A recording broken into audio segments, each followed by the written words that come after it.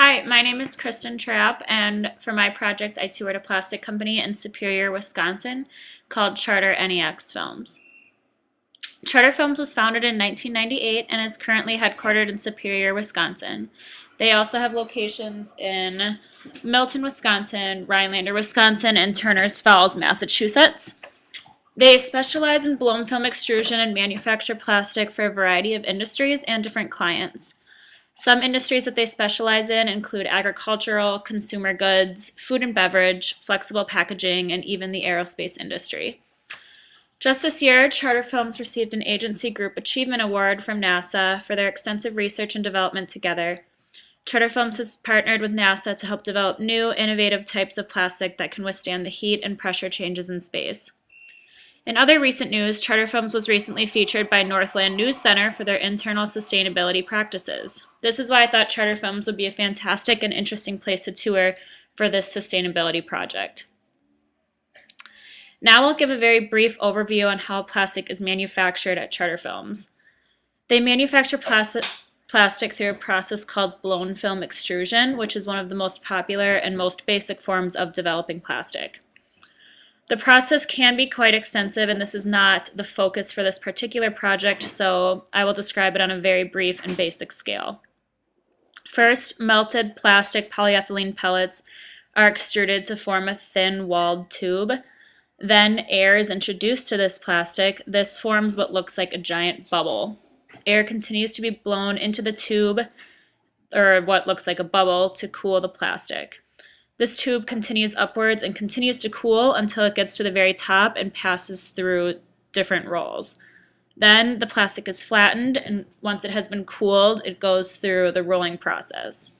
But this is just a very, very basic and general overview of the extrusion process. While it was very fascinating to tour the facility and learn more about this extrusion process, the focus of my tour was to learn more about their sustainability practices internally and externally, and find out the reasons behind their sustainability achievements. To find out more, I interviewed Eric Smith, who is currently the general manager at Charter Films' Superior location. Charter prides themselves on their ability to save energy wherever they can and recycle as much as possible. At Charter Films, an impressive 99% of waste that they produce internally is recycled, and the 1% that cannot be recycled on-site is sent to a secondary recycler. Their mission is to improve their sustainability practices day in and day out. So within the last 2 years, they experienced a very successful merger. The company was Charter Films, who merged with NEX Films to create today's Charter NEX Films. And they also added many new extrusion lines to the different plants. Throughout these major changes, they introduced new sustainable practices to continue improving. For example, they use natural lighting in all the new additions to the plants to reduce electricity use. Where they weren't able to introduce natural lighting, they installed motion sensor lighting in low-use areas to ensure less electricity use there as well.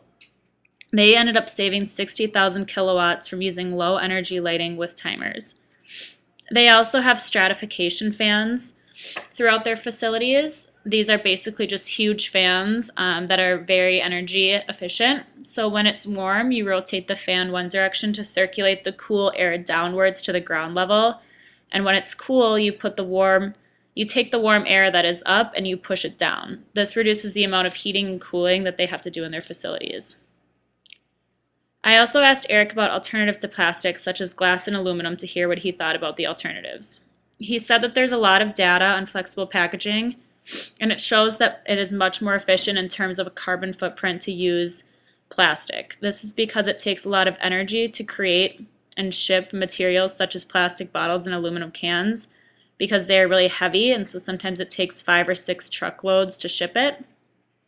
Instead, you could be shipping flexible packaging containing polyethylene, which is really light and compact. Therefore, it requires less shipments for the same product and a lot less carbon footprint. I also wanted to ask Eric about Charter Films' sustainability from an emissions standpoint. And he said that the plastic that is melted at their facilities really doesn't generate a lot of byproduct. It makes a little ozone from the treaters, which are high voltage sources that modify the film surface. But on the opposite of the treaters is an ozone destruct, which filters the outside. So they treat what they're exhausting. So in terms of a net emission, it really isn't a huge impact. What was most interesting to me during my interview was learning more about the degrading process of plastic, which is often discussed when people are talking about the negative impact that plastic has on the environment. So I learned that plastic industries have been working on additives and different polymers that have enhanced degrading properties, so determining how long it takes for the plastic to degrade in the ground. So what I learned is that when there's no heat or light in a landfill, the plastic takes a really long time to break down, which is why it creates such a negative impact on the environment. So they're trying to put additives in the plastic so that it can break down more quickly. But the problem is that they want to make the plastic more compostable, but in order to do this, you need to turn plastic over in the landfills because plastic needs the light and heat for it to degrade. So some cities actually have compostable landfills, and rather than just capping the landfills, they're starting to turn it over, and that has been a huge, tremendous help when it comes to composting plastic. So in those situations, the polymers break down a lot quicker, and sometimes instead of the traditional probably 10 years it would take, it can take just a couple of years. Also, there's a plastic called PLA, which is considered a biodegradable plastic, but Charter Film's capabilities can't extrude this type of plastic because if there's enough heat, PLA could degrade on the shelf. Therefore, Charter Films doesn't want to make this plastic because they need their plastic to not break down prematurely, especially when Charter Films stands as a huge competitor in the food industry. They definitely don't want any of their food breaking down on the shelf. Would not really be safe.